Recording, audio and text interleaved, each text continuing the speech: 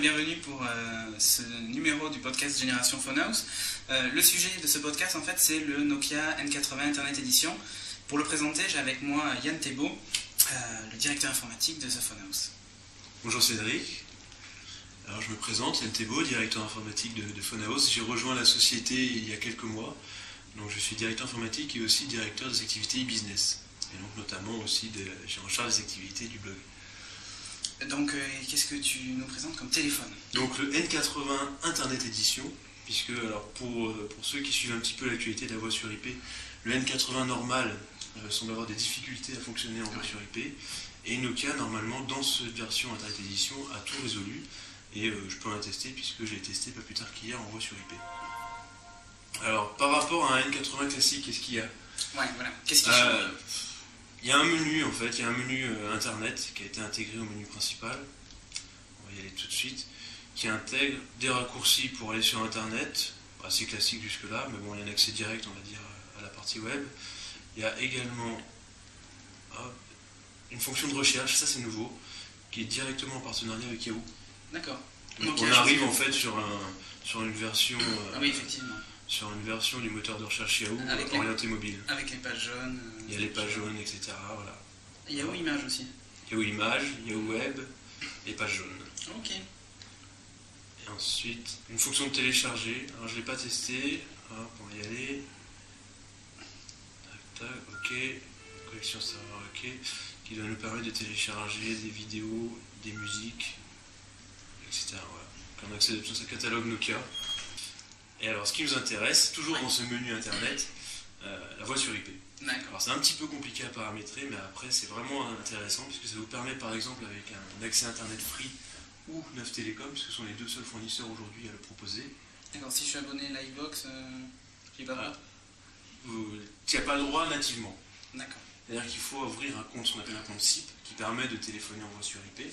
C'est le même protocole qui est utilisé dans les entreprises sur les PBX IP. Et ça, aujourd'hui, il n'y a que Free et Neuf qui le proposent. Donc sur Free, si on prend cet exemple-là, c'est assez simple. Il suffit d'aller sur l'interface de gestion. Et là, il y a un menu spécifique, paramètres cibles, je crois, où on peut activer ce service-là. Ça coûte 9,90 € une fois, mais c'est une seule fois, on paye une fois. D'accord, sur l'admin de... Sur l'admin Freebot. Donc, une fois activé ce service à 9,90 €, ensuite vous pouvez paramétrer votre mobile pour que chez vous, il vous permet de téléphoner via la Freebox par Wi-Fi. Donc il faut bien sûr un mobile Wi-Fi et qui fasse aussi client SIP. Ce que fait le N80 Internet Edition. Alors pour le paramétrer, il faut tout d'abord paramétrer un accès Wi-Fi.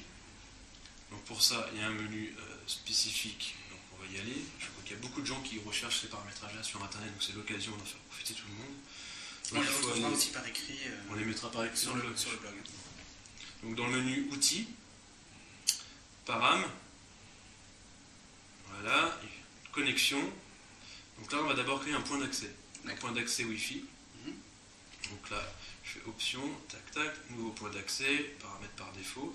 Donc je rentre un nom de connexion, n'importe quoi, c'est mon nom à moi. Porteuse de données, là, je mets WLAN, pour spécifier que c'est du Wi-Fi. Le nom du WLAN, là, c'est le nom de mon réseau chez moi, mon réseau local. Mon SSID. C'est exactement ça, le SSID, qui en général est publié par le routeur. Donc on peut faire une recherche. Chez Free, on choisit même en plus. Chez Free, on choisit, si on a son propre routeur, c'est dans la documentation. Et le téléphone propose de faire une recherche des WLAN disponibles, donc ça permet de le sélectionner facilement.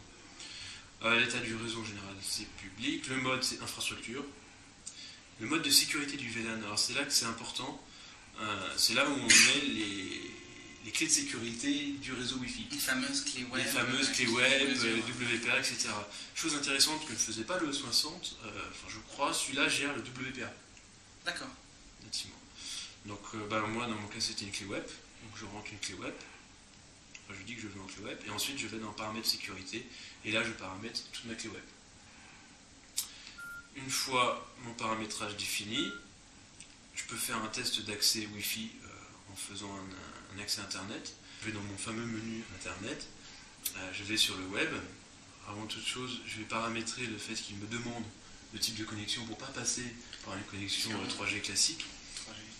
Donc pour ça, je vais dans mes options. Tout en bas, j'ai un menu paramètres. Où là, je mets dans point d'accès, je lui mets toujours demander.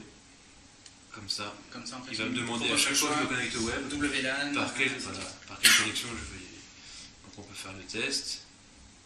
Hop, je vais aller voir justement la file RSS du blog Génération Phonehouse. Donc ça c'est quelque chose qui existait déjà dans le M80 classique. Mais on peut accéder aux fils RSS, donc s'abonner à des news ou s'abonner à un blog. Donc là je peux soit rechercher un VLAN, soit me connecter à mon VLAN que j'ai paramétré. Donc WLAN, on dit VLAN, c'est un début de langage, mais c'est un WLAN, ou me connecter via Orange World, etc. Donc là je prends mon accès Wi-Fi, je valide, et j'arrive sur Google et on se rend compte que ça marche. Alors Google ou le flux RSS. Une fois que j'ai paramétré cet accès Wi-Fi, je vais paramétrer la voie sur IP. C'est là que ça se complique un petit peu. C'est ce qui nous intéresse aujourd'hui. C'est ce qui nous intéresse. Donc, toujours dans le menu Outils, Paramétrage, Connexion,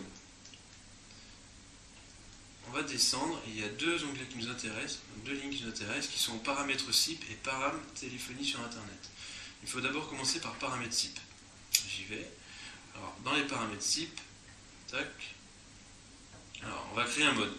Alors, dans le nom du mode, on met ce qu'on veut, c'est pas un souci. Le mode du service est IETF, c'est la norme qui permet de véhiculer la voix sur IP. Le point d'accès par défaut, je le mets en point Wi-Fi qu'on vient de paramétrer. Le nom d'utilisateur public. Donc là, on va mettre mon nom d'utilisateur free, qui est sous la forme SIP de points, mon numéro free en 08, @freephony.net. Ça, c'est communiqué par le fournisseur d'accès. C'est communiqué par le fournisseur d'accès. La compression, non. L'inscription, là, on a soit si nécessaire, soit toujours activé. On va mettre toujours activé pour pouvoir faire nos tests. La sécurité, non. Le serveur proxy, on va rentrer dedans. Là, on va donner encore une fois les paramètres du fournisseur d'accès. Donc là, c'est sip2.freephony.net. Le domaine, c'est freephony.net. Le nom d'utilisateur, mon numéro de téléphone Freebox, 08 quelque chose. Et le mot de passe, c'est le mot de passe que j'ai défini dans mon interface de gestion free. Autoriser le routage lâche. Oui, type de transport, il faut mettre UDP. Et le port, c'est le port de téléphonie sur IP, c'est 5060. Hop, je reviens en arrière, je descends, j'ai le serveur registrar qui sert à s'authentifier sur le serveur SIP. Là, c'est exactement les mêmes paramètres que le serveur proxy. Copier-coller. Copier-coller, on recommence, etc. Là, j'ai rentré tous mes paramètres. Alors attention, il faut surtout pas mettre de majuscules. J'ai eu le problème, d'autant plus que je crois qu'il rajoute des majuscules au début un peu automatiquement quand on est en train de saisir, donc il faut éviter les majuscules. Donc ensuite, on va aller dans le menu paramètres téléphonie sur Internet, qu'on a évoqué tout à l'heure, et assez rapide à configurer, mais il ne faut pas l'oublier. Je vais dans options, nouveau mode. Le nom du mode, je mets par défaut, je mets ce que je veux, on peut laisser par défaut ou mettre free. Et ensuite, je paramètre mon mode SIP, où là, je vais choisir le mode SIP que je viens de créer, donc que j'ai appelé free tout à l'heure. On reprend les paramétrages. On rappelle en fait les paramétrages SIP qu'on vient de mettre en place. Donc là, tout est paramétré. Donc je récapitule.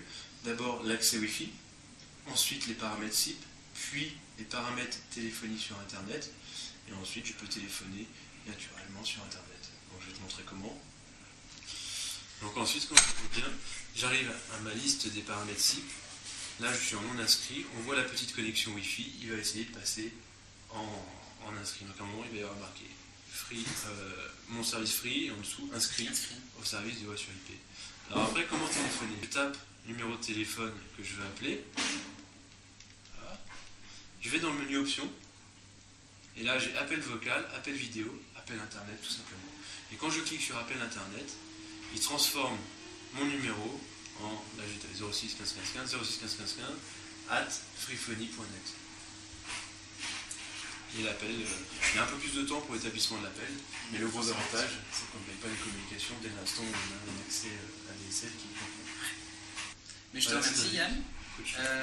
Donc on se retrouvera certainement pour un prochain podcast concernant peut-être les séries, on va voir. Donc je vous souhaite une bonne journée et à bientôt.